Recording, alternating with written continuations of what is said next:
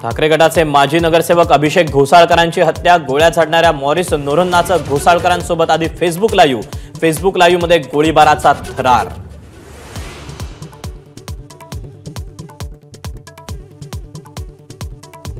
पैशांच्या वादातून मॉरिस नोरोन्नाचा अभिषेक घोसाळकरांवर गोळीबार, तर स्वतःवर गोळी झाडत मॉरिसची ही आत्महत्या।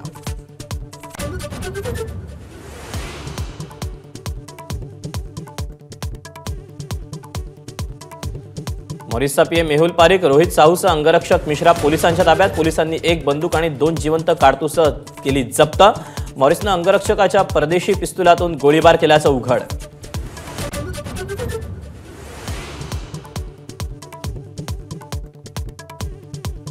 वैयक्तिक वैमनस्यातून गोळीबाराची घटना, उपमुख्यमंत्री देवेंद्र फडणवीसांचं स्पष्टीकरण, तर घटनेला राजकीय रंग देणं अयोग्य, फडणवीसांचं आवाहन, तर तपास सुरू असल्याचीही माहिती।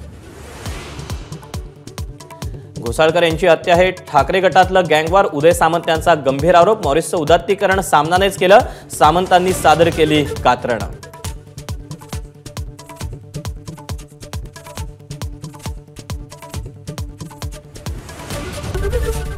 एबीपी माझा, उघडा डोळे बघा नीट।